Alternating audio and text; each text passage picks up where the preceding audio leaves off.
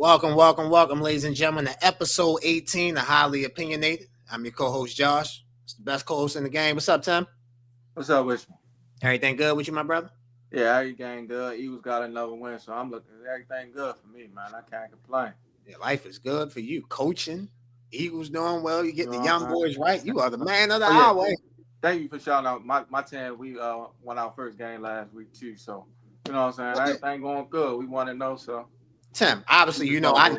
But let the people know who you coach for. Yeah. I coach a school called Odyssey Basketball. I'm the head coach of the 8th grade team. We started our season 1-0, got a 9-game schedule. So, you know what I'm saying? Hopefully, we keep these wins going. We about to go on Christmas break, so I'm going to have to reteach them everything. But it's all good. You know what I'm saying? It's all good. It's all good. Remember, we was in school. We used to look forward to them breaks. Now you're an adult. You're like, man, I need these breaks to hurry up now. Come on now, hurry up. Speed up. Right. Speed up. That's what's up, bro. Congratulations on your first win. You know this. You know I support everything you got going on. I definitely come at least one or two of the games. You let me know. We'll definitely work something up. My man. Ladies and gentlemen, the best producer in the game, the best Mr. Everything in the game, Ross. What's going on, my brother? Ain't nothing, man. How you feeling, Josh? I'm good, man. How you? I can't complain at all. Just off of Tim, what he said with his Eagles, who they beat was them Steelers. My Ravens got the win, so we looking good right now. We looking okay. We got a big game coming up, as y'all will talk about, but it's a big week for us. Absolutely. Ravens Steelers week, you can just feel it in the air in Baltimore. It's a different type of week, different type of Baltimore this time. Yep.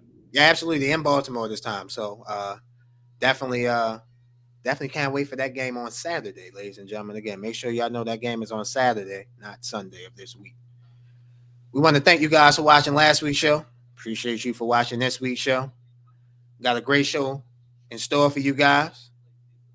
Ross, let them know where they can follow our socials at. Of course, follow us on Instagram at highly opinionated __ and follow us on X at highly _SS. And of course, y'all already on YouTube watching this, so go ahead and subscribe, leave a comment. We will comment back. I've been seeing the subscribers going up too. Absolutely. Man, right now, we appreciate all that love. We definitely appreciate the love. Right now, we have 59. Tim gave out $50 to the 50 subscriber on YouTube. I'll give 100 out to the 100th subscriber. Just obviously send us the picture that you subscribe. Send it to our Instagram page, and we will cash app you that money. I will cash app you that money personally. Yes, sir.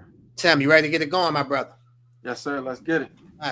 Let's start off with the only regular season college football game of last week. You had bowl season started at 12 o'clock. Then you had the Navy-Army game at 3:30. And then you had a bowl game at 9 o'clock. So let's get into Navy-Army. We both picked this game wrong, man. We both picked Army to win the game. Navy, they came out. We found out that Navy wasn't playing around. Navy forced 3 interceptions by Daly, the quarterback from Army. Navy ran the ball for over 200 yards. They played good defense. They did what they had to do. They found a way to win the game 31-13. Congratulations to Navy. Yeah, man. Navy just, to me, look like the more hungrier team in this battle. Like, they wanted, I mean, I know it's a rivalry game, but they look like, well, no, we winning this year for real. So, like, the quarterback, Horvath, had 25 carries for 204 yards and 2 touchdowns. Defensively, they was on go mode. Daly, who was, crazy thing is, I looked up earlier today, Daly is like top 10 leading rushers in the nation as a quarterback. So they control him. And like I said, man, it was a great game all around for Navy, man. Out physical them, out tough them. And they dominated. Got the win. Absolutely, yeah. Like you said, Daly, top 10 leading rusher, ran the ball 19 attempts for 52 yards. Yeah. So Navy made sure they put a kaboom to that, put an end to that, and they definitely did. And like I said before, congratulations to Navy on beating Army. Well, last weekend, bowl season started. We had the Celebration Bowl, and we had I'm pulling it up now. You know, I got to get these names of these bowls right because you don't want to disrespect none of these bowl names. But the Salute to Veterans Bowl, South Alabama beat Western Michigan 30-23. However, this week, 4 first-round college football playoff games. Let's start in order with the first game on Friday night, which is the number 10 seed in the college football playoff. Again, ladies and gentlemen, y'all see these rankings by these numbers by their names. These are the college football playoff rankings. These are not the AP rankings. These are not the coaches poll. These are the bracket for the college football. So the number 10 seed, Indiana Hoosiers, go on the road, and they play the number 7 seed, Notre Dame Fighting Irish. Friday night, 8 o'clock. This game is on ABC and ESPN. This is the only time I've ever gave out channels for a Notre Dame game. Most of the time, a Notre Dame home game is on NBC. Actually, somebody sent a stat to me. This is the first time since 1990 that a Notre Dame home game will not be on NBC. It's 2024. You guys can do the math. Be that as it may, first college football playoff game of the first ever 12-team college football playoff game with number 10 Indiana and number 7 Notre Dame. Who you like? Man, this game, man, for Indiana's sake, man, I hope they can match the physicality of Notre Dame. Like, if they can't match the physicality of Notre Dame, this game will get ugly. And I'm betting it gets ugly. Give me Notre Dame, and I think they dominate Indiana. I don't think Indiana is going to be ready for the physicality of Notre Dame in the running game with Jeremiah Love. I think Riley Leonard can run the ball as well. They can throw the ball pretty good. So give me Notre Dame, man. I'm hoping it's close, but I don't see it personally being close. Notre Dame is favored by 7.5, and the over-under is 51. You think Notre Dame will cover that 7.5? Yeah, I think they do. It will be cold out there in Indiana, ladies and gentlemen. That game is in South Bend, Indiana, so it will definitely be cold. There is no dome at Notre Dame Stadium. I'm agreeing with you. I like Notre Dame to win the game. I'm not hating on a couple of these teams that made the college football playoff. I don't think Indiana should have made the college football playoff. They have no signature win. You can make a case their best win of the year is against a 7-5 Michigan team. So I think Notre Dame is the better team. Give me Riley Leonard. Give me Jeremiah Love. Give me that offensive line of Notre Dame imposing their will on Indiana's defensive line. I like to fight Irish at home. Give me Notre Dame. First playoff game on Saturday, 12 o'clock. The number 11 seed SMU Mustangs traveled to number 6 Penn State Saturday, 12 o'clock. This game is on TNT. I'll start us off. As most people know, I don't think SMU should have made the playoff. But the reason why I'm picking Penn State, not because of that. The pressure is on you, James Franklin. Now, you can't beat Ohio. You can't beat Ohio State. You can't beat Oregon. You can't beat Michigan. Can you beat SMU at home and get to the quarterfinal of the college football playoff? I don't think that's too much to ask for. You got everything going on in your advantage. You got the wet. You're playing at home. The weather's to your advantage. We saw SMU outside against Clemson in the first half struggle. I'm not going to put all of it because of the cold, but I felt like that it took them a little while to get started in the ACC championship game. So Penn State, you have everything going in your favor. James Franklin, I know everybody talk about Ryan Day, and we'll get to him. This is a must win for James Franklin.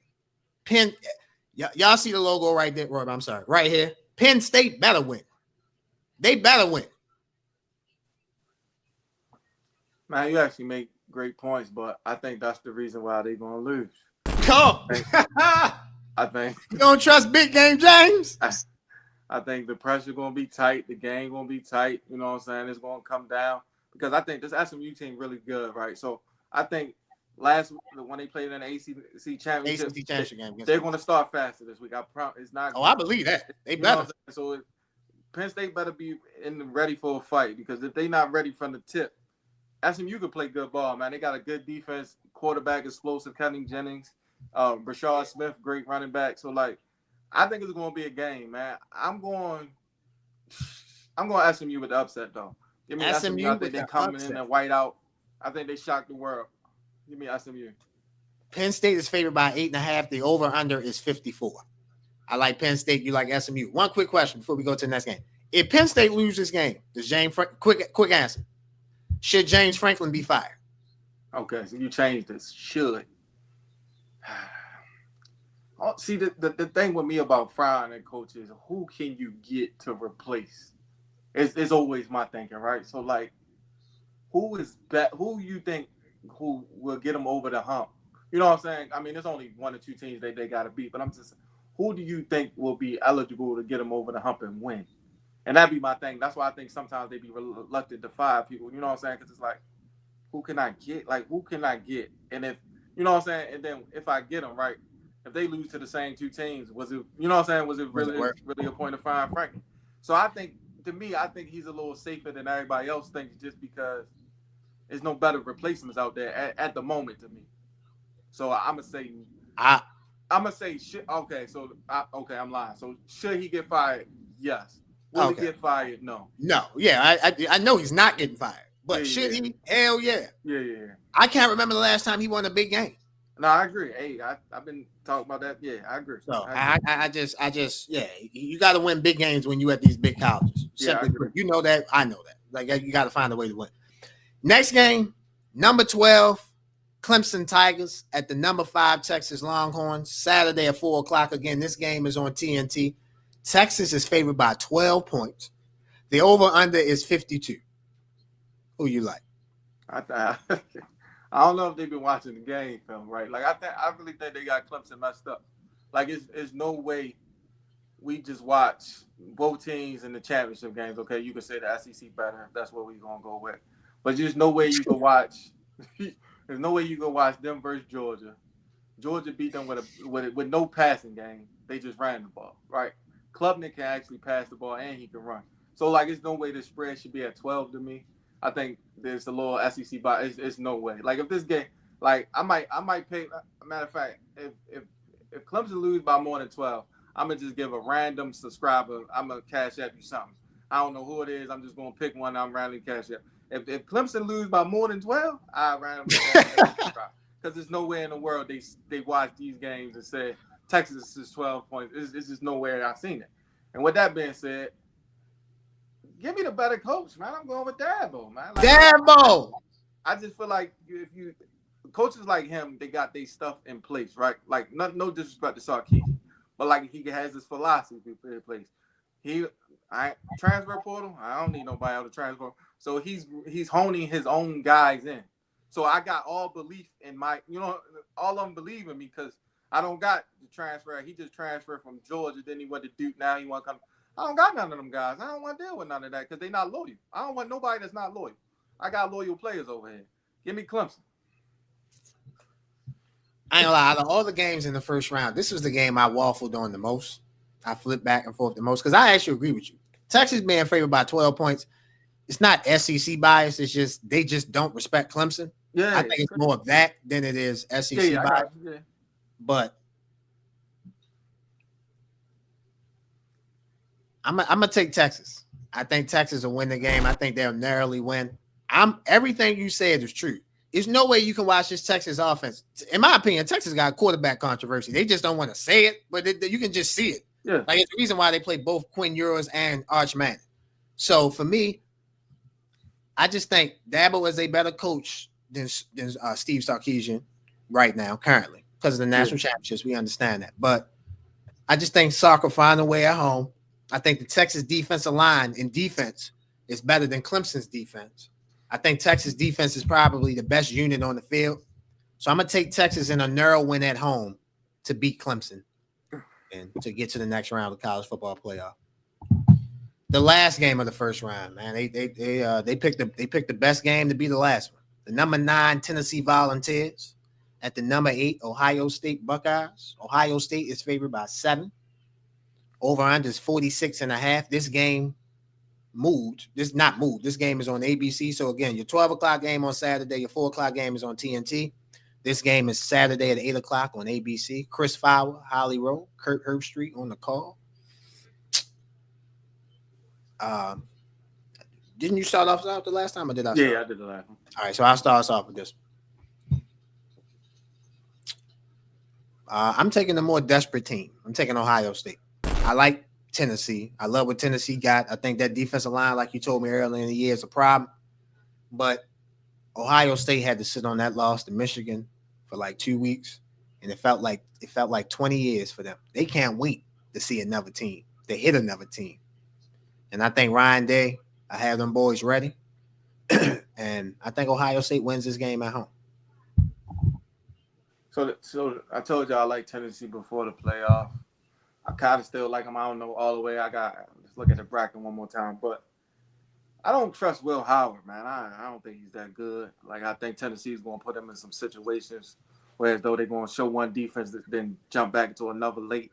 He's going to throw an interception or two, and Tennessee can run the ball well. Nico I, man, I ain't gonna lie. Nico I can hit 2 to 3 deep passes this whole tournament. They can win the whole thing. Give me Tennessee, man. I think Sampson gets going versus Ohio State. I know they're going to load the box, but like I said, you can't one-on-one both of them receivers. I can't. One of the kids is from Baltimore. I can't remember his name. One of the receivers. He's a burner. And then the other receiver, same thing, catches. So, like, yeah, I like Tennessee a lot. I don't think Ohio State going to be able to play with them personally. Another spread I don't understand either. I don't know how this is 7.5 neither. Like I said, I don't know what games they watch. Maybe my TV is a little different because these spreads are a little crazy to me. No, I got you. I agree with you. I don't think Will Howard is the best college football quarterback, but I think with the weapons that they got, they understand that they got the best skill positions with Jeremiah Smith, Ibuka. And they got some other receivers. So they got guys. They got running backs, Junkins. They got the Henderson, Trayvon Henderson as well. So I think Ohio State to be up and be ready, man. They had to sit with this bad taste of losing to Michigan, and they ready to see ball, get ball, hit ball. So give me the Buckeyes. So obviously these winners, so all four of these winners move on to the next round, and then that's where you'll have the Fiesta Bowl, the Sugar Bowl, the Rose Bowl, and the Orange Bowl. You'll have those. So the winners will meet the four teams I got to buy in those bowls, and then you go at it from there. Gonna take a quick break. You're watching Highly Opinionated. We'll be right back. Ladies and gentlemen, this episode of Highly Opinionated is sponsored by Wolves of War. In some of the episodes, you can see my co-host and Ross wearing a brand called Wolves of War. Wolves of War is our first sponsor, ladies and gentlemen, and we are so thankful to have those guys sponsoring Highly Opinionated. Thank you very much. The actual meaning of Wolves of War is that it represents having a strong path behind you through the battles of life. With the right people behind you, you can get through anything. You guys see the link for Wolves of War? Make sure you guys click on the link, shop, great apparels, t-shirts, sweatsuits, whatever you want, they have. Once again, Wolves of War. Make sure you guys go shop. Welcome back, ladies and gentlemen, to Highly Opinionated. We have a new segment, ladies and gentlemen.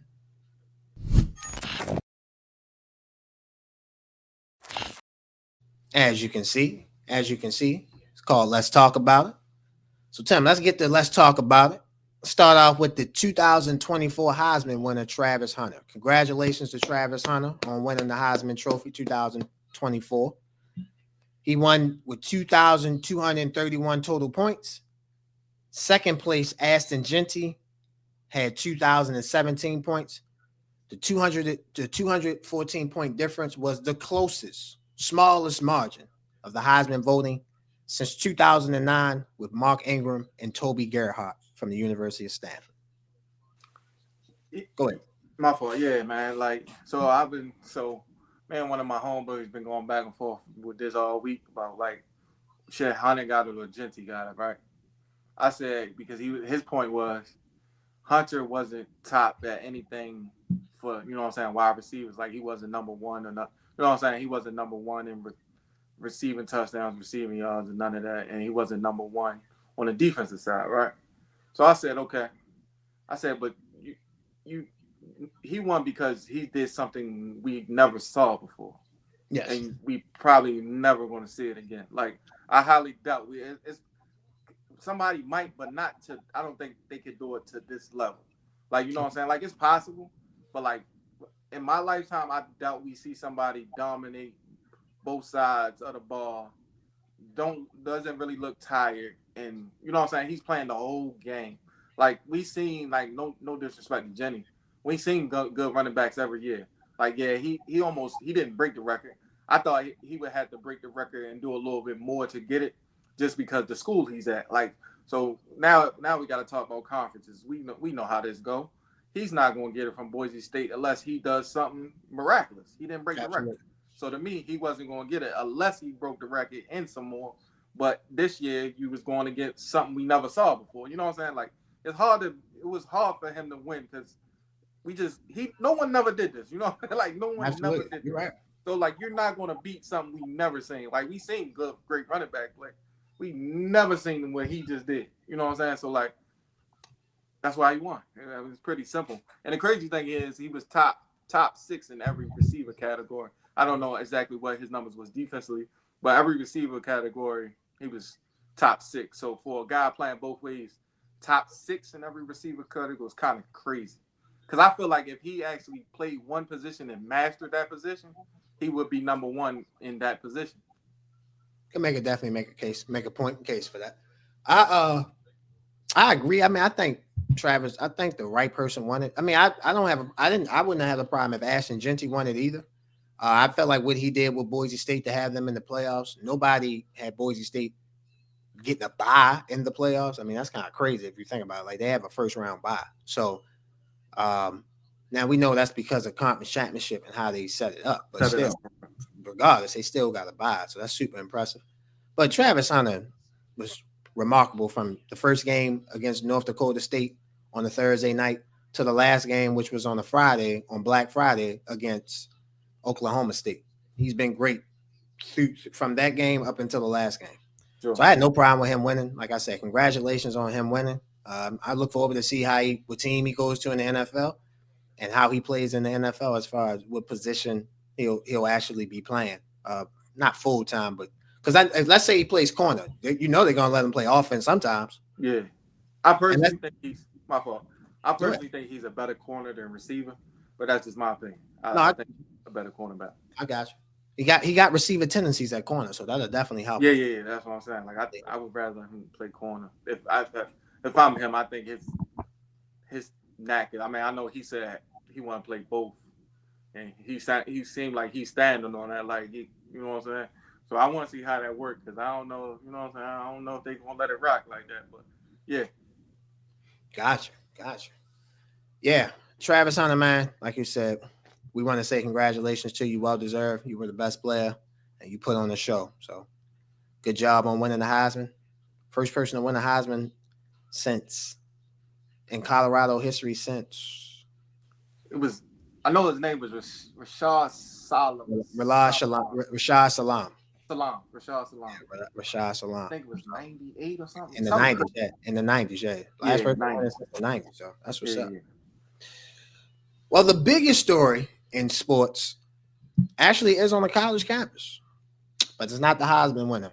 It's a 6-time head coach going to college to coach college for the first time. Congratulations to Bill Belichick. You're doing what you want to do in life. Speculations out that he wanted to get an NFL job. He decided no, he wanted to coach at University of North Carolina. What was your thoughts on him deciding to coach at North Carolina and how you think he'll be? I like the hire. I don't love the hire. I just want to see like how he will be able to adapt to the college game and now with the NIL and all that other stuff, the transfer portal. Like it's more of like the NFL like is I'm not gonna say like not a short-term job, but like you get a break with the NFL. You know what I'm saying? Like college is no break. You know what I'm saying? Like you got recruiting.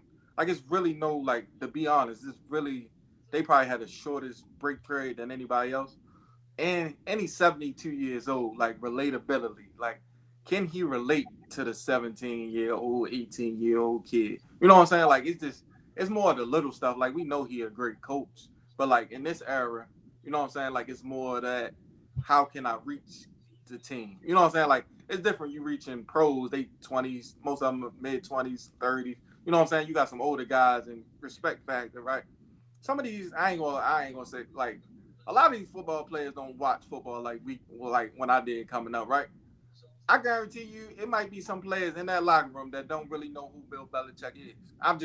It's gonna sound crazy to y'all. I guarantee you, it's gonna be a couple of them like, oh, yeah, I had to figure out who he was. You know what I'm saying? Like, and I'm guaranteed it's going to be some of them like, he ain't do nothing without Brady. Like, that's just their mentality. Yeah, you know for sure. Like, they just not, they not, they don't respect. I ain't gonna say they don't respect what you done, but like it's like you got to do it for them type of thing. You know what I'm saying? Like, okay, that's cool that you did that. What have you done for me lately? Yeah, you feel me? That was cool. Brady left in one ring. Your team ain't look hot at the break. You know what I'm saying? So it's gonna be one of them things. And I just want to see how is he going to do how is he going to control that locker room? Because them kids ain't going for that Belichick way stuff. You know what I'm saying? Like, I just want to see it. I just want to see how he, you know what I'm saying? I just want to see it, bro. I'm intrigued. You know what I'm saying? Because you say, we talked a little bit about it before. You said you think he can have like a Dion impact, which I don't really see because he not charismatic. You know what I'm saying? Dion on a whole different level than everybody. Because like Dion, he hip to what's going on. Like Dion rapping with rappers, you know what I'm saying? They be having rappers at the games, rappers on they rapping in the middle. Like, that's a different vibe. Belichick ain't on that vibe. So it's just like, I would like to see. I'm just curious. I never want nobody to fail, but I just want to see how this goes. Yeah, I definitely get your point. I mean, you make good points. Sammy in the 70s could be stuck in his ways, rigid. Definitely. I could definitely see that. For me, the reason why I think it can work. Now, when I say can work, I'm not saying North Carolina is going to win the national championship. I'm not saying that. I've never studied a North Carolina recruiting class. Like I'm not, but that's not. I was never paying attention to that. But the reason why I think it can work is this: the charisma that you talk about with Deion Sanders. Charisma can come in all different shapes and sizes. Charisma, you can have charisma. You just flash out. You show it. You outly have it, or you can have charisma inside, whereas though you don't show it, but you know that you got it. Bill Belichick reminds me of the latter. He knows who he is. Like, he's an 8-time Super Bowl champion, 2 as a defensive coordinator, 6 as a head coach. The reason why I think he could be on the Dion level is this. Out of all the college coaches that come into a home, he can say with unequivocally, because he's coaching the NFL, you got NFL talent. Dion ain't coaching the NFL. Kirby Smart ain't coached. Lincoln Riley, whoever you want to say the best coaches are in college football. They haven't coached in the NFL as recently as he has. They haven't had the success that Bill Belichick has had. So for me, you don't have to have charisma, outward charisma to have an effect. I don't think that's not him. He doesn't need to do that. All he needs to do is just be him. And as long as Bill Belichick is him, one thing you can say about Brady. I used to get into debates with people all the time. Man, who you giving more credit to, Tom or Bill? I'm like, well, I'm always going to give more credit to the player than the coach. The player is playing. The coach is coaching. Yeah. The coach calls a set for the player to execute. So I'm going to give more credit to the player. But for me, like, again, Bill won 6 with Tom. You can't take that away. So again, for me, I think Bill can recruit. I think Bill can recruit as far as getting the right people around him to do the recruiting. I feel like when there's a big time recruit that they try and go after, he'll put his fingerprints on it. He'll do what he need to do to try to get that recruit to come. But I think this North Carolina him going to North Carolina makes the ACC better, and I think you should love it.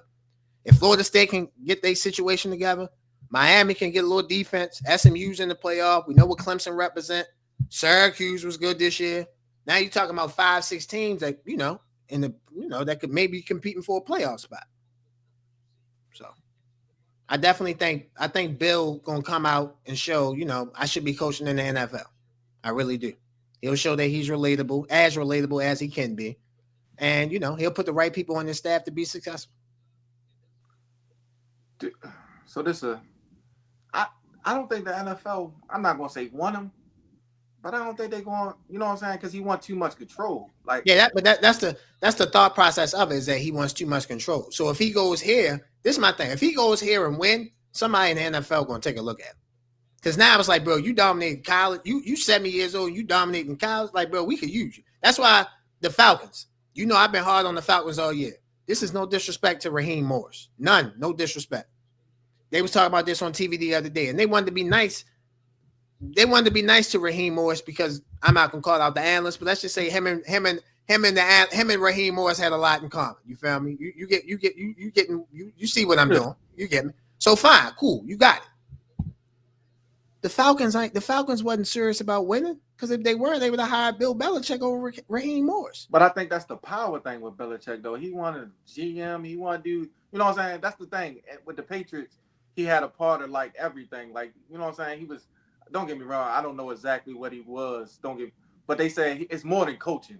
Like, he wants to, you know what I'm saying? He wants to do more. So that's really why I think he didn't get an NFL job, because they just want him to coach. No, that's fine. That's fine. So that's why I think they went with Raheem. You know what I'm saying? Because But okay, let me ask you this: do you think that was the right decision? I don't.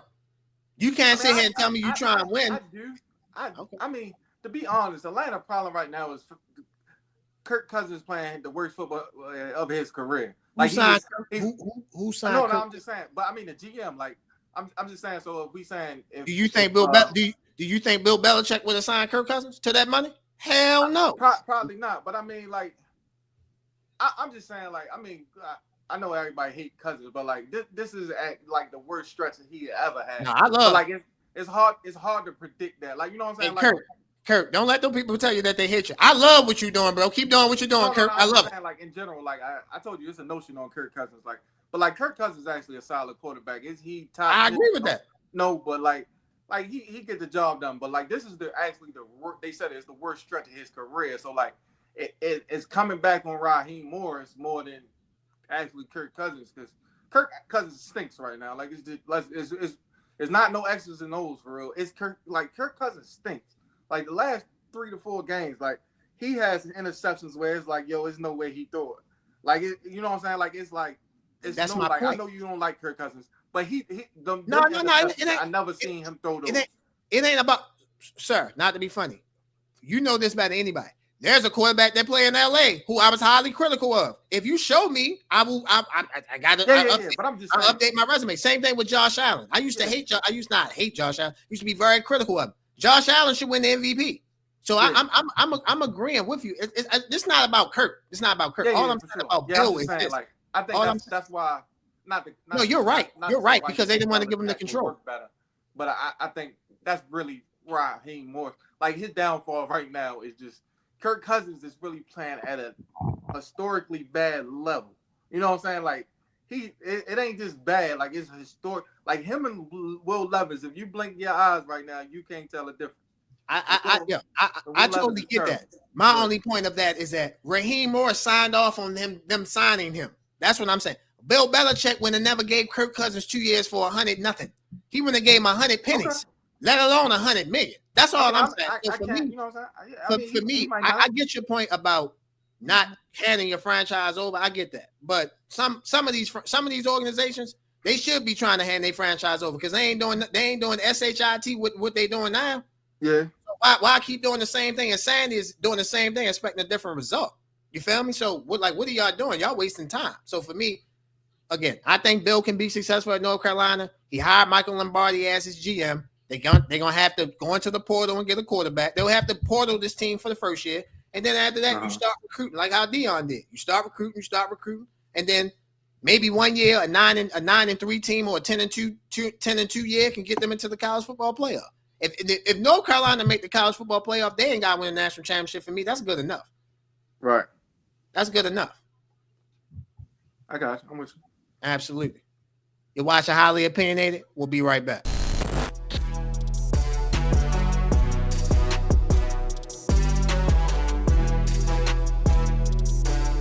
Welcome back, ladies and gentlemen, to Highly Opinionated. Week 15, Tim. Recap. Let's start off with arguably the game of the season. Buffalo and Detroit. Buffalo won 48-42. A high-scoring game. I mean, I don't even know where to start. Josh Allen, 23 of 34, 362 yards, 2 touchdowns. James Cook, 14 rushes, 105 yards, 2 touchdowns. Josh Allen had 2 touchdown rushes on the ground. Tyler Johnson, the running back, he had 114 yards receiving. Ty Johnson, I'm sorry, not Tyler. Ty Johnson, the running back. Detroit, Jared Goff, they were playing from behind, so he had to throw the ball. 38 of 59, 494 yards, 5 touchdown passes. Amon-Ra St. Brown, 14 catches, 193 yards, and a touchdown. Again, this was the game of the year. If you like offense, you watch this game up and down, back and forth, left and right, however you want to do it. Buffalo showed the heart of a champion, though. They realized what happened last week at LA against the Rams. They came out and put their foot on Detroit's neck. My co-host has been telling y'all all year, obviously some part because of injuries, but that Detroit defense is not good. Yeah. I don't think that Buffalo defense is good either. But Buffalo definitely took advantage of that Detroit's defense. Now Buffalo is 10-3. I'm sorry, they're 11-3. And Detroit is now 12-2. They're still first place in the NFC. It was an AFC loss, so they still have one fewer conference loss than the Eagles and the Vikings. Yeah. Yeah, man. Boy, that boy Josh Allen, bad man. I don't. If you watch the game, like some of the throws he makes, like on the run, like they special. Like it's really a difference. Like, and remember, I was the one who told y'all like Mahomes ain't really better than a couple. Yeah, I know y'all starting to see what I be saying. It makes everything I say is going to make sense to you. Who the best quarter? If you had to pick one quarterback, I'm taking Josh Allen. It's crazy. I would have took Josh Allen before him. This like I think Mahomes was always overrated to me. Like he's good, but he's not. Like people make it seem like he clearly better than these rest of the.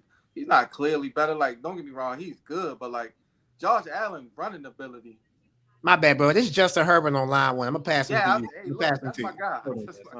Justin, I'm gonna pass him to you. Saying, like Josh Allen running ability separates him from Mahomes. Like, absolutely. He runs, you know what I'm saying? And he can throw just as good as Mahomes. So like to me, he's better than Mahomes, clearly. Like I love Herbert, but like they probably on the same level, depending on situation. But yeah, like you said, man, Bills, they hard to stop. Like you know what I'm saying? Like very hard to stop. And Amari Cooper didn't really do nothing. He ain't do nothing, Like you if the Bills figure out how to stop you 2 or 3 times in the game, they can win because it's hard for you to stop them. Like you know what I'm saying? Like so that's why I was telling y'all like the defense is still a little concerning because it's hard to keep putting up 40. A little. Yeah, I'm just saying it's hard to keep on 40 balls, but like to their defense didn't play bad yesterday. I'm gonna tell you why. Because Detroit really was. I think at one point in the game they was up like 35-14. Yes. 14. So like at that point, you really playing defense not to give up big plays. You feel me? You're not playing like your regular defense. You really trying not to get scored on quick.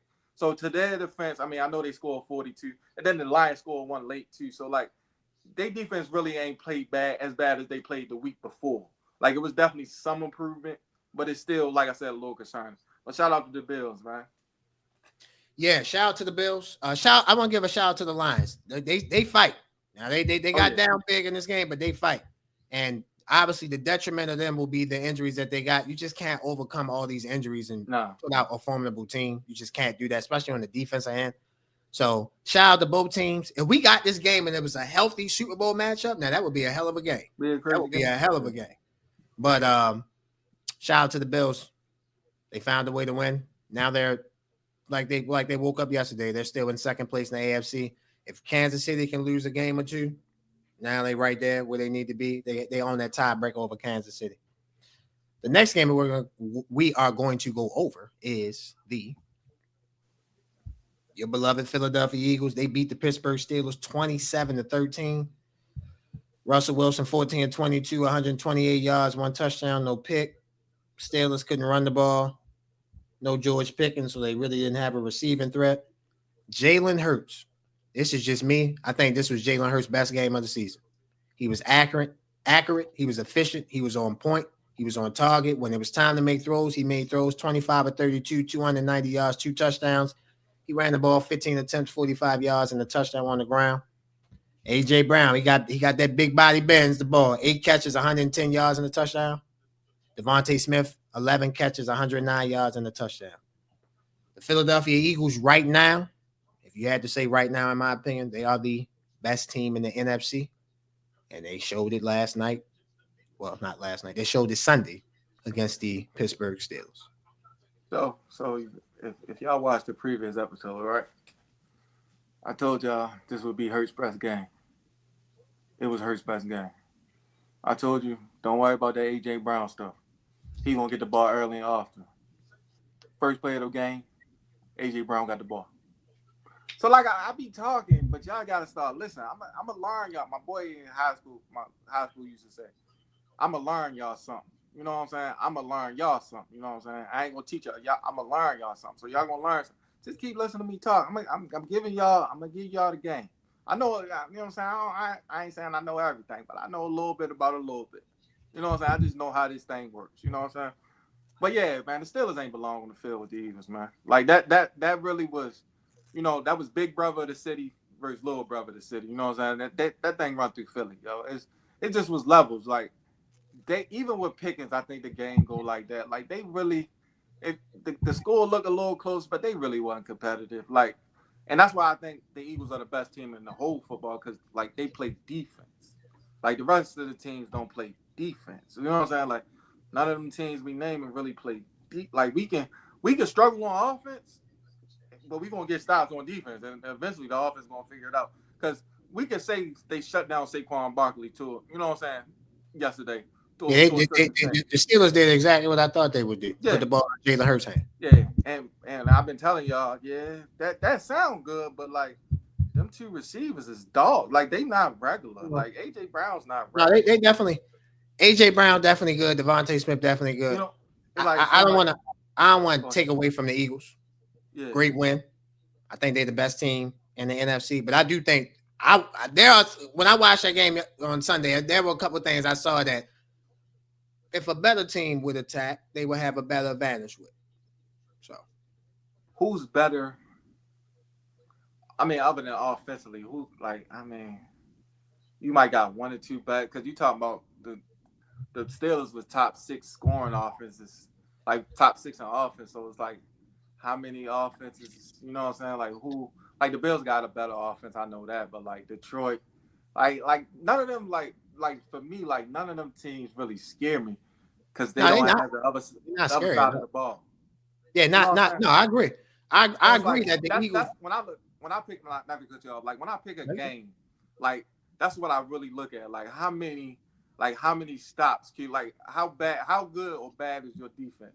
Like I know most of the offense be cool. You know what I'm saying? Depending on who it is, but it's like defensively, like, all right, I need a stop. Can you get a stop? You know what I'm saying? Like most of them other teams ain't getting no stops. Like unless you get a holding penalty or something, you know what I'm saying? But like, so that's why I think they're the best.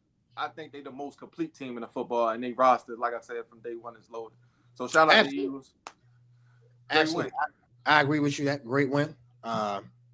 Again, I'm not disrespecting the Steelers, but there are certain things that you already know how I feel. I think you can attack the Eagles linebackers. If you put the ball in Saquon Buck, take it out of Saquon Buck. Why you keep saying that though? Like, I mean, because I saw Calvin Austin make catches over Zach Braun a couple of times. So let me just say this. Hold on. No. I just want to go at that point, right? You know that was a flea flicker. I know it was. And, hold on, listen. And it was great coverage. He just made a catch low on the ground. Like it wasn't like he got beat crazy. No, it wasn't. No. That's what I'm saying. So that's great. Like that was just a catch.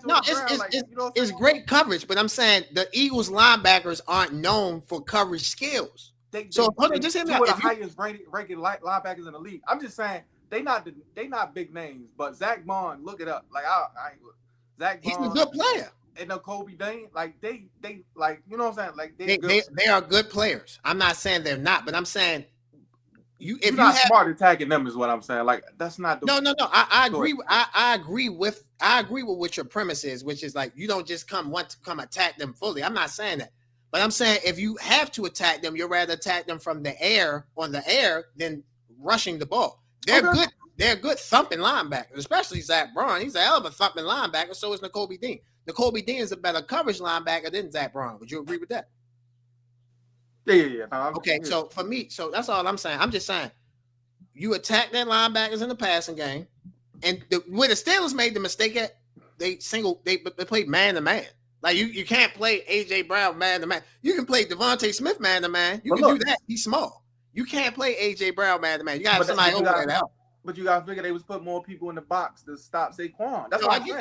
I get that. But I'm saying it's a double-edged sword. You got that. But I'm saying I could find and put an extra body in the backfield for Saquon, but I'm still having somebody back there to stop AJ Brown because it's not him not playing. He's not going to play 1-on-1 with me the whole game. I'm not doing that because so you going 1-on-1 Smith. So Smith to me is technically a better route runner than AJ Brown. That's fine. Well, listen, so, Tim, let me just say, if Devontae Smith catch the ball 15 times for 200 yards and a touchdown, you know what I'm gonna do? Walk to the middle of the field at the end of the game. Young man, you a hell of a player. I seen you win the Heisman. Bro, you could be the MVP of the league. You do some shit like that. All fine. Right. And I'm not going to let AJ Brown, who I know going to do – and I said Devontae Smith ain't, but who I know going to do work, no, I can't do that. Just can't do it. Can't do it. The last game that we got to recap, Green Bay Packers thumped the Seattle Seahawks 30-13. Geno Smith got hurt in this game. He injured his knee. They're doing an MRI on him as we speak. We'll see how that go. Sam Howell came in the game, and Sam Howell did what backups do. 5 of 14, 24 yards and an interception. That's what backups do. That's what they do. Jordan Love, where is the love? You know what the love stand for? No interceptions. That's the love for Mr. Love. 20 or 27, 2 touchdowns, no interceptions, no fumbles lost, none of that. If Jordan Love does not turn the ball over, this Packers team could go as far as they want to go. Yeah. Seattle let me down. I didn't watch this whole game. I fell asleep at halftime. Good. I watched it. Good. I ain't gonna lie to you. Yo, the first 2 drives, like Jacobs was just like I like the way they do their run game. I do tell you. Yes, I do. I like it. It's very innovative.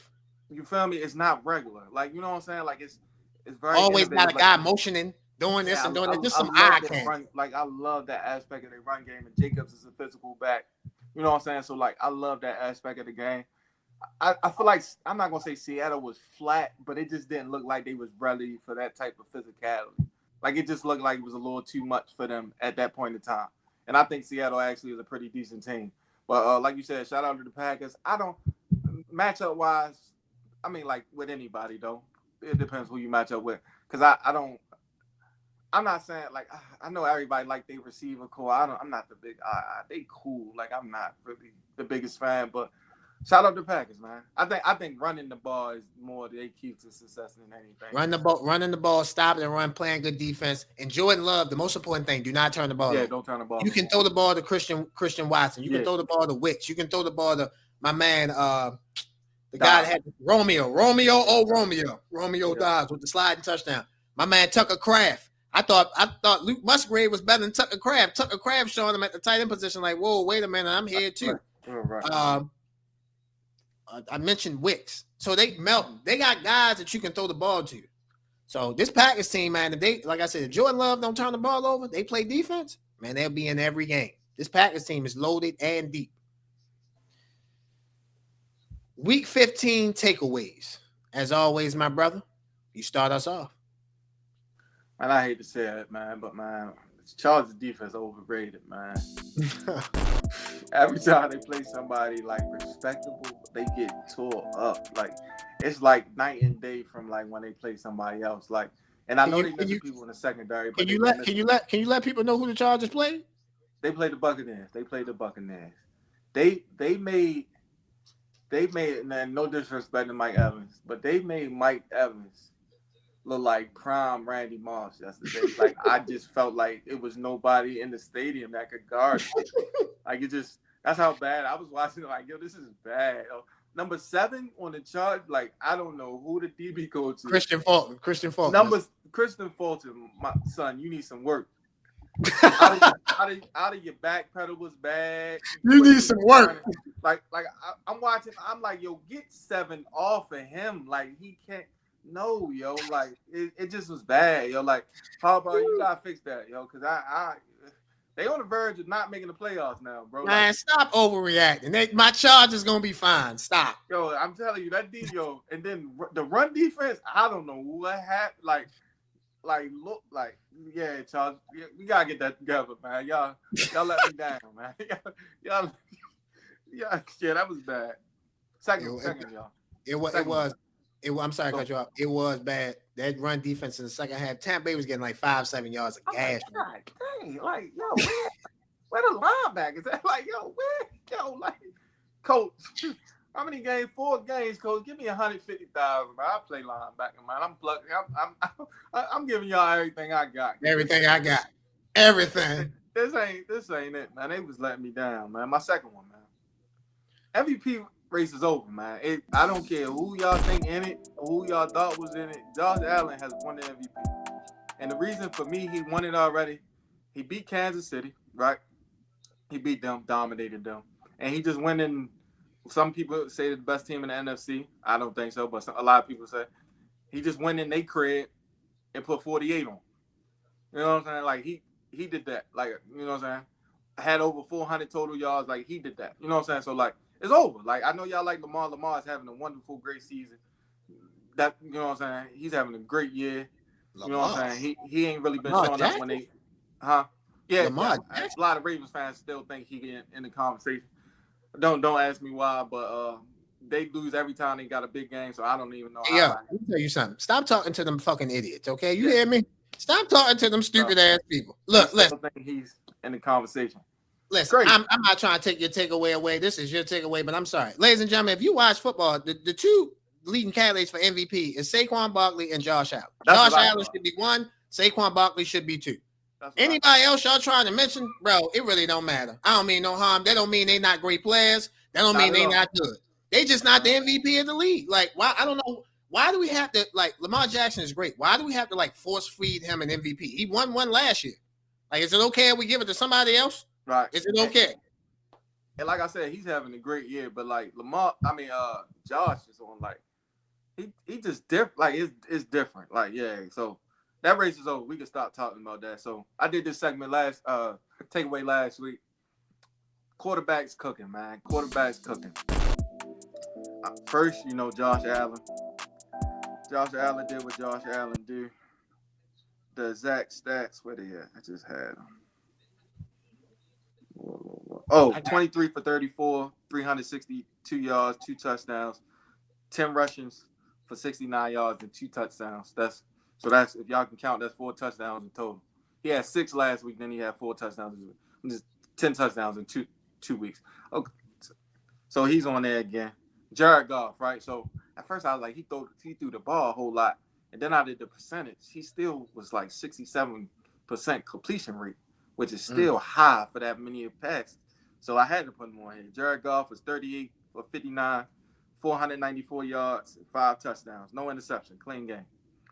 The last one, my boy Jalen Hurts, I got to put him in here, had a clean game versus one of the top defenses.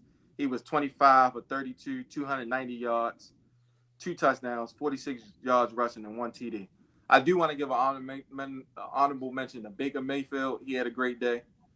And I will give Lamar Jackson. The only reason why neither one of them made the days, I felt like Josh and Jared, you had to go them two. They were amazing duel. And then Jalen played a better defense than best game of the season. Yeah, he played his best game, and he played, to me, Pittsburgh defense is better than the Chargers. You know what I'm saying? And the Chargers defense is better than the Giants, which Lamar played. So that's how I would rank their games. So that was my third takeaway. The last one, man. I've been studying because, like I told you, Atlanta making this real hard for me now. Like they making this thing real hard. So I've been studying the Tampa Bay, right? So I figured out what it is, man. It's Bucky Irvin, man. Bucky Irvin. He's the key. He's the key to the Tampa success, right? And I say this because they actually have a running game now, whereas though they didn't have one before. So now you was just relying on Baker to throw. But now that you have Bucky Irvin, he sets up the pass game, the play action game. Baker is actually throwing the ball more down the field now. Just like in the beginning of the year, he's more dink and dunk, intermediate. I won't say dink and dunk, more intermediate. But now you see they taking shots over the top and things of that nature. So Bucky Irvin, man, he the key to the Buccaneers' success, man. And they playing some real good football. Like I'm not gonna lie to you, they did, no disrespect, they caught an easy part of their schedule to start the run. They did beat a good Chargers team though, so like we see how they can close out. But they one of the hotter teams, and we all know. Not saying they're going to win the Super Bowl, but the one thing you do want to be going to the playoffs, you want to be hot. When you hot, you know what I'm saying? You got a shot when you hot. Ask the Giants. Eli Manning, They wasn't good during the season, but them last 4 or 5 weeks, them games they had to win, propelled them, got hot. So shout out to Bucky Irvin and them. And I do remember, so JD back, I don't know if you remember this when you said, remember when he fumbled versus Atlanta and you said he shouldn't have been in. But he was in because they knew what he could become. You know what I'm saying? Yeah, Sometimes absolutely. you gotta go through a low. You gotta go through a low moment to get to your high moment, and that's what it is now. He went through that fumble. Was a hell of a play by the Atlanta player at that time, but you see, they had faith in him for a reason. You know what I'm saying? Because he's doing what he gotta do now. He should be over 1,000 yards within the next 2 games. So that's probably the first 1,000-yard rusher for Tampa. God knows who's long. Yeah, you know what I'm saying? God knows who's long. I can't even think of the running back that probably was the last 1,000-yard rusher for him. So, man, shout out to Bucky Irvin. And Probably Cadillac Williams. Remember Cadillac Williams? Yeah, I went to Auburn. Cadillac. Short career, man. I wish he played might have, longer, but yeah. Yeah, he was a good running back. Him and Ronnie Brown. Yeah. They had that dynamic duo. I feel like it was somebody after Michael. Hey, didn't they have Michael Pittman or something like Michael that? Pittman, wasn't it? 32. Yeah, it might have been he him. might have had 1,000. Might have been him. Might have been Pittman. I do. Pittman was a running back. Yeah. So, great observations, great takeaways as always, my brother. I will start off with mine. The Miami Dolphins disappointment. Yeah, Miami Dolphins disappointment. Started with Tua getting hurt with the concussion. He came back. I thought Miami started to get things together, started making a run. They played Houston on Sunday. Houston's not that good of a team to me. Y'all know how I feel about the Texans. Tim and I have already stated on how we feel about the Texans. So there's no reason to belittle that point. Tua was 29 of 40, 1 touchdown and 3 picks. He was drafted for his accuracy. Now, a couple of interceptions, I can't say what wasn't all on him. The end of the game when Stingley basically just took the ball out of Tyreek Hill's hand. I mean, your job is to put the ball in the receiver's hand. Sure. So he did that, but I mean, he can't. It's not Tua's fault that the ball got snatched from his wide receiver. But this Miami team was disappointed. I thought Miami this year would take a step. Again, you know, like thinking that they were okay. They made the playoffs last year. They got cold. They just came into the season cold, and then they never ever recovered from Tua being hurt. So Miami has been a disappointment this year. And Mike McDonald has 3. He's played, I think, he played 18 games against teams with winning records. He's 3-15. That ain't good. Not good at all for a team that's trying to make the playoffs. So you can't. That's unacceptable. Unacceptable. My next observation. I picked the Rams to win the NFC West before the season started. I had a little man crush on the Arizona Cardinals. But I think my preseason prediction is going to be right. I think the Rams are going to find a way to win the NFC West. They're the best team in the division. They got the best quarterback in the division, and in my opinion, they have the best coach in the division. And their defense is young. Your 2 guys from Florida State, Brandon Fisk, Jared Verse. Those guys are developing, getting better and better. Jared Verse is a lock for defensive rookie player of the year. He's a lock to win that. And I think Brandon Fisk should be a top 3 finisher. I think he should probably be in 3rd place, in my opinion. So I say a top 5 finish between 3rd and 5th place. So I think the Rams will find a way to win this NFC West. My next observation, like I said before, I said the Lions were the best team, but again, because of injuries, I have to update what I've seen. I think the Philadelphia Eagles are the best team in the NFC. Like you said, I'm not as sold on their defense every level as you are. I think they have some weak points, but they play defense, and they probably play defense almost better than any team in the NFC, maybe other than the Packers.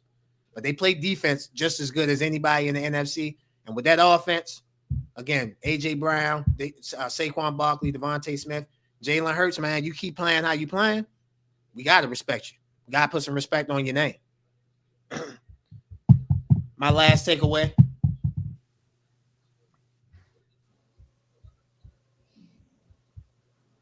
You gave love to Bucky Irvin. I'm going to give love to the Tampa Bay offensive line. The much maligned Tampa Bay offensive line. From Tristan Wirfs to Bryn Bredesen, Graham Barton, who's a rookie, Cody Mock, and my man Luke Gedeke, the right tackle. This offensive line has put in the work, put in the time, put in the effort. Some of these guys were here last year and they couldn't run the ball. They found a way to run the ball, make Baker Mayfield's life and job easier. I love what Tampa Bay is doing. Shout out to that offensive line and shout out to Baker Mayfield. You're playing well. Just cut down on the interceptions a little bit. Cut down on the stupid passes. If Baker don't, I say this every week. If Baker doesn't turn the ball over, Tampa Bay will be in every game. I don't care if it's the Eagles. Oh, wait a minute, they beat the Eagles. I don't care if it's the Lions. Wait a minute, they beat the Lions. I don't care if it's the Chiefs. Oh, wait a minute, they should have beat the Chiefs when they scored a touchdown. The coach should have went for 2. They play close in every game. The one game they got blown out was the Ross's Baltimore Ravens. And you and I both know that game changed on one angle route that should have been thrown. So I love what I'm saying from Tampa. And like you said, yeah, man, they're getting hot at the right time. I'm not saying Super Bowls. I don't think I'm not putting that on them, but I think that they're definitely getting hot at the right time. You're watching Highly Opinionated. We'll be right back.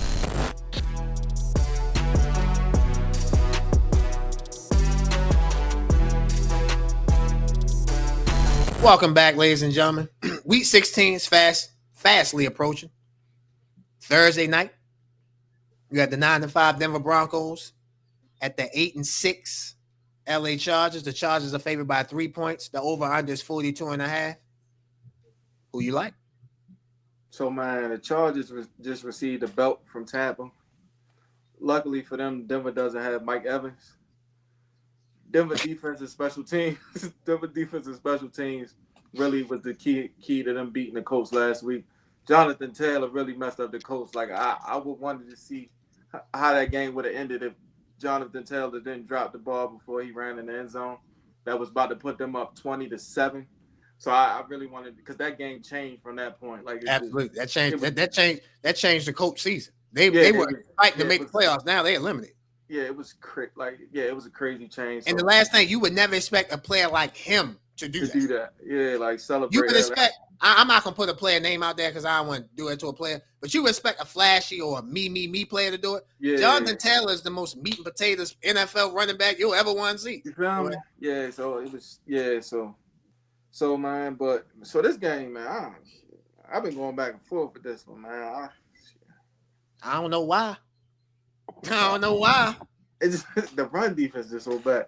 But I think Harbaugh and them figure this thing out on a short week, man. So I'm going Chargers, man. I think Herbert get that ankle tape right, get that cortisone shot in him. So yeah, give me the Chargers. I think. I mean, this is must. Well, I want to say that. Both of them at the last fighting for the last. Yeah, so the Broncos are the 6th seed. The Chargers are the 7th seed. So like it's a big game, bro. It's a big game. So like I think the Chargers going to get up more. Bo Nix didn't look good versus the Colts. That was a little. He looked like a rookie. So I think they will make him make some rookie mistakes. So I'm going to Chargers. Yeah, I'm not going to keep the audience waiting. Chargers. Y'all know how I feel about this Chargers team. I didn't think the Chargers would beat Tampa Bay last week. Tim, you know that. But I do think the Chargers will beat Denver this week. Bo Nix had 3 interceptions against the Colts. He was trying to give that game away to the Colts. And like you said, brother, the game changed on the Jonathan Taylor run. He was at the end zone, at the goal line, just literally just threw the ball out of bounds. You feel me? Just let the ball slip. Like, I don't know why these players do that. Just cross the line and then you can do that. You can take the ball home with you if you want to. You feel me? Just get across the goal line and score and then do that. Bo Nix had 3 touchdowns, 3 picks, 20 of 33, 130 yards. Now, you remember a couple weeks ago, I said Bo Nix was the offensive rookie of the year. Obviously, things changed. The 3 interceptions didn't help. So if I had to give my offensive rookie of the year now, obviously, I'm going to give it to Jaden Daniels. He's played more cleaner than Bo Nix has. So, but I love what I'm saying from the Broncos. 9-5, to be in this position to make the playoffs is a good thing, but I'm going with the Chargers. The better team, the more talented quarterback, and I think the Chargers got a better coach than the Broncos right now. I'm in love. You know how I feel about Jim, so give me Jim and the Chargers to beat the Broncos. The next game we're going to go over is Saturday at 1 o'clock. So you'll have your college football game on at 12 on TNT. This game will be on Saturday at 1 o'clock on NBC. The Houston Texans travel to Kansas City to take on the Kansas City Chiefs. As we are doing the show, we do not know Patrick Mahomes' status for the game. The Texans are favored by 2 points. The over-under is 40. I'll start us off. Whew. Oof. I don't think Patrick Mahomes is going to play this game. I think they'll probably sit him out. So with that being said, I'm gonna take the Texans. If the Texans are any of what people think they are, they should win this game with Carson Wentz as the quarterback. So I think C.J. Stroud, Nico Collins, Joe Mixon, I think they can find a way to get a win on the road. Give me the Texans to beat the Chiefs. Yeah, man. So KC has been winning a lot of close games, but still don't look right on offense. The Texas defense did look better, but the offense still look still like Mahomes banged up. Even if Mahomes play, I think they're gonna pressure him. He has a high ankle sprain, so I doubt he plays. But if he does play, pressure him. Just put pressure on him. Make him, you know what I'm saying? Just pressure him. Make him throw quick. Make him throw. You know what I'm saying? Make him hold the ball long. You know what I'm saying? Make him make bad decisions because he got to read the defense so quick. So I like the Texans as well. I think they beat them. I think they get the win on Saturday. Saturday, yes, sir. Saturday at 1:00. We both like the Texans.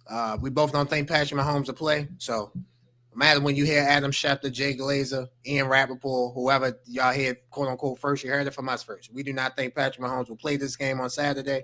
We both like the Texans on the road to beat the Chiefs. The last game that we're going to pick is Saturday at 4:30. This game is on Fox. The Pittsburgh Steelers, 10-4, travel to the 9-5 Baltimore Ravens. The Baltimore Ravens are favored by 6 points. The over-under is at 45. Who you like? Man, Pitt just got dominated by the Eagles. I'm sure Pickens played this week.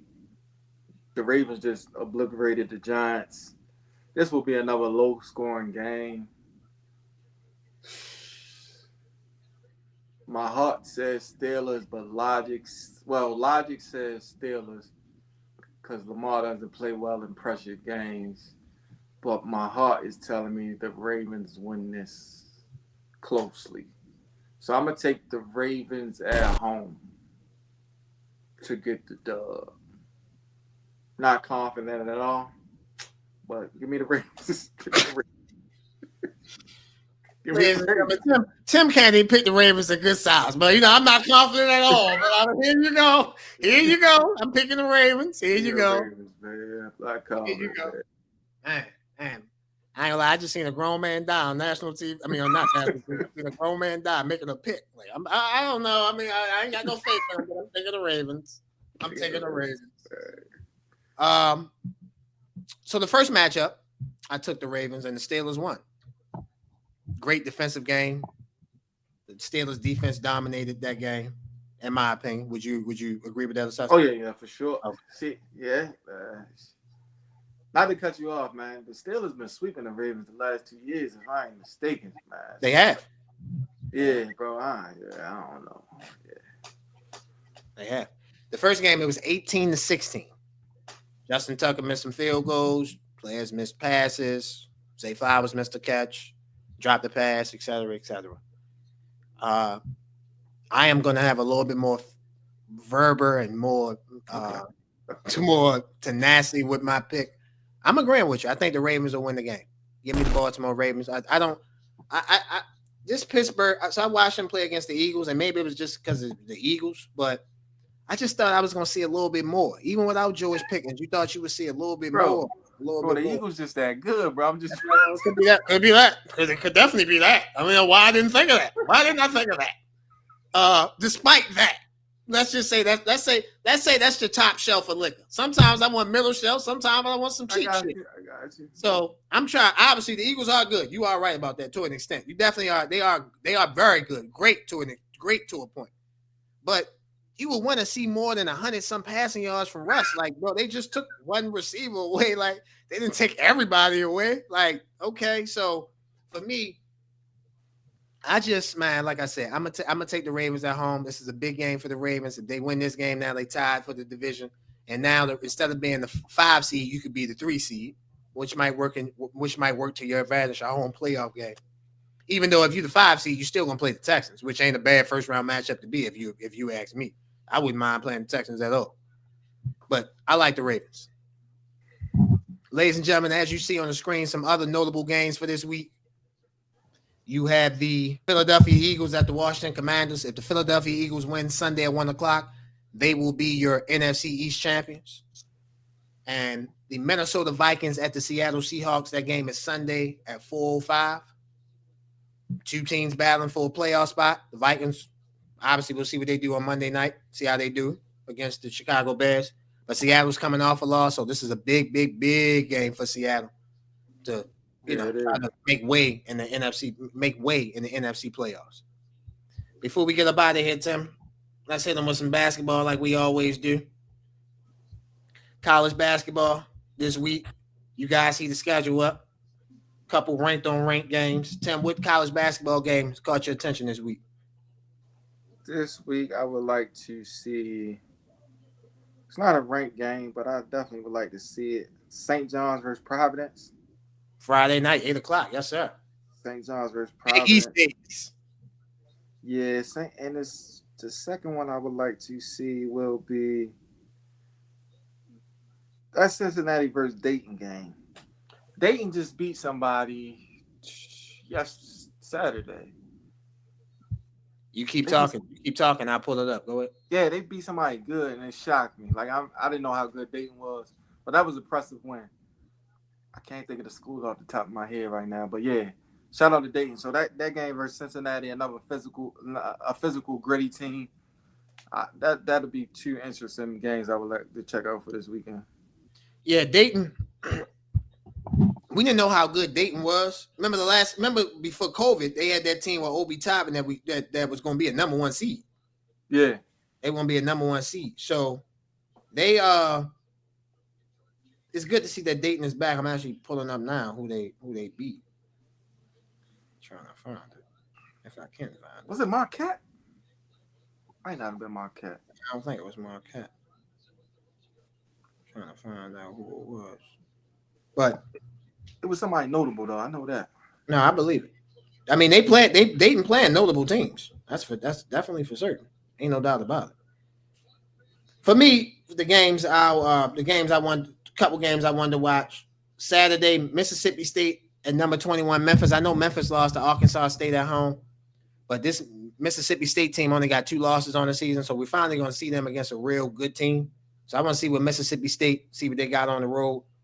And the second one for me is number 16, Purdue, and number 2, Auburn. Auburn should be the number 1 team ranked in the country. I don't know how they're not number 1. I mean, you get a loss here, you get a loss there, but Auburn's been playing great, been dominating the whole season, so I think they should be the number 1 team.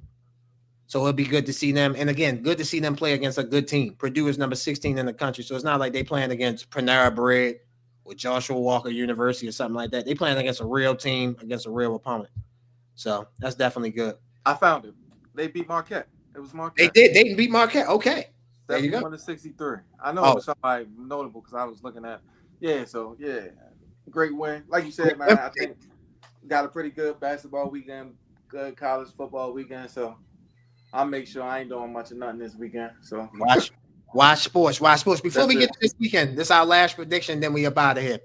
The NBA second ever NBA Cup, the in-season tournament championship. It's the Milwaukee Bucks versus the Oklahoma City Thunder. Who you got?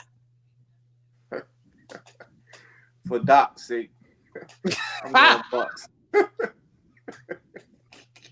They be killing my boy Doc. For Doc's sake, it's something. At the end of the season, at the end of the season, he better not say nothing about no damn in-season championship trophy. He better not. For Doc's sake. He better not. So to be real, I think OKC is the better team just because the pieces they have around them. But I think we're gonna get special moments. When is that game? Tuesday. I think we're gonna see some special moments from Dame and Giannis though. They might figure out a way to beat them. So I'm gonna stick with the Bucks. I think the Bucks will upset. I'm pretty sure it's an upset because the OKC probably is favorite. So give me the Bucks the upset. I think Dame is special in this in-season tournament championship game. Bucks. I mean, the Thunder is favored by 5 points. Over under is 216.5. I am going to take the Thunder. I think the Thunder are the better defense. They're just the better team. If they had Chet Holmgren, this wouldn't even. That thing would be a landslide. But I'm gonna take the Thunder. They're the best defensive team in the NBA. I know they say the NBA ratings are down. Most people are not watching NBA basketball right now. We get it. We understand they shoot too many damn threes. We get it. But be that as it may, this Thunder team play defense and they play hard. They young. They hungry. And they want, this championship could help propel them like it did Indiana last year to make the conference finals. So give me the Thunder. We'll find out who will be the second annual in-season in-season champion, in-season tournament champion. Ladies and gentlemen, I want to thank you guys for watching episode 18 Highly Opinionated. For the best producer in the game, Ross. For the best co-host in the game, Tim. I'm merely Josh. We'll see you guys next week. We out. Appreciate y'all. Absolutely. We love y'all.